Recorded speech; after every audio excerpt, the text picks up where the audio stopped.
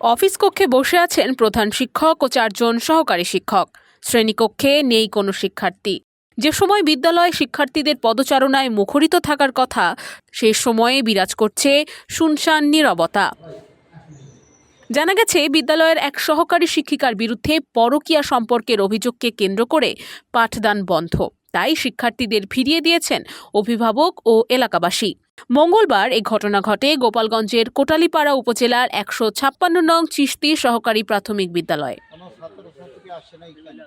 বিদ্যালয়ের প্রধান শিক্ষক ইদ্রিসুর রহমান জানান, সকালে কয়েকজন শিক্ষার্থী স্কুলে আসার চেষ্টা করলেও এলাকার কিছু লোক তাদের বিদ্যালয়ে প্রবেশ করতে না দিয়ে বাড়ি ফিরিয়ে দেন। ফলে দিনভর কার্যত শিক্ষার্থী শূন্য ছিল পুরো স্কুল।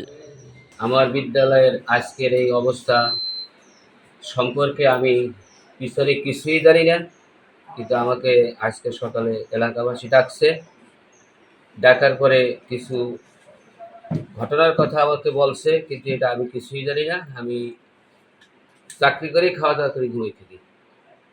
আর সকালে আমাকে ডাইকা বলছে যে আমরা তো স্কুলে ছাত্রছাত্রী বন্ধ করে দেবো। আমি কেন কথার উত্তর নেই। পরে আমি বলছি, না, আপনারা স্কুলে ছাত্রছাত্রী বন্ধ করেন না, লেখাপড়া চলুক। যদি কেউ কোনো অপরাধ করে থাকে, সে কর্তৃপক্ষ আছে, এলাকাবাসী আছে, তারা দেখবে। বলছে, না, তোমার এই কথা আমরা শুনতে পারবো না। আমরা আজকে আমার এই স্কুলের ছাত্রছাত্রী কাউকে দায়িত্ব দেবো না। তখন দুই পাশ থেকে কিছু লোক দিয়া ছাত্রছাত্রীগুলি হাঁটাই গেছে। স্থানীয়দের দাবি, বিদ্যালয়ের সহকারী শিক্ষক জ্যোৎস্না বেগমের সঙ্গেই গ্রামের এক যুবকের অনৈতিক সম্পর্ক রয়েছে। সম্প্রতি তাদের হাতে নাতে ধরার ঘটনাও ঘটেছে বলে দাবি করা হচ্ছে। এ ঘটনার প্রতিবাদে এলাকাবাসী সিদ্ধান্ত নিয়েছে, ওই শিক্ষিকা বিদ্যালয়ে কর্মরত থাকা পর্যন্ত তারা সন্তানদের স্কুলে পাঠাবেন না। তবে সব অভিযোগ অস্বীকার করেছেন জ্যোৎস্না বেগম। তার দাবি, কিছু ব্যক্তি পরিকল্পিতভাবে তার বিরুদ্ধে ষড়যন্ত্র করছে এবং তার সম্মানহানির চেষ্টা চালাচ্ছে। অভিযোগগুলো সম্পূর্ণ মিথ্যা ও উদ্দেশ্যপ্রণোদিত বলেও দাবি করেন তিনি। এদিকে উপজেলা প্রাথমিক শিক্ষা কর্মকর্তা শেখ রঞ্জন ভক্ত জানিয়েছেন, বিষয়টি তদন্ত করা হচ্ছে। বিদ্যালয়ের স্বাভাবিক পাঠদান নিশ্চিত করতে প্রয়োজনীয় ব্যবস্থা নেওয়া হবে এবং তদন্তের ভিত্তিতে পরবর্তী পদক্ষেপ গ্রহণ করা হবে।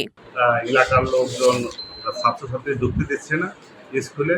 তখন জিজ্ঞেস করলাম যে কেন, বললো যে এক ম্যাডামের সমস্যার কারণে ঢুকতে দিচ্ছে না। তাৎক্ষণিকভাবে আমি উপজেলা শিক্ষক মহোদয়কে জানাই। উনি আমাকে পরিদর্শনের জন্য পাঠায় যে যদি আসলে যে ঘটনাগুলো শোনা যাচ্ছে, ঘটনা যদি সত্য হয়, আমরা তার বিরুদ্ধে প্রয়োজনীয় ব্যবস্থা গ্রহণ করব। ঘটনার পর অভিযোগে নাম আসা যুবক রিয়াজুল মুন্সিকেও এলাকায় দেখা যাচ্ছে না বলে জানিয়েছেন স্থানীয়রা। তবে এ বিষয়ে তার কোনো বক্তব্য পাওয়া যায়নি।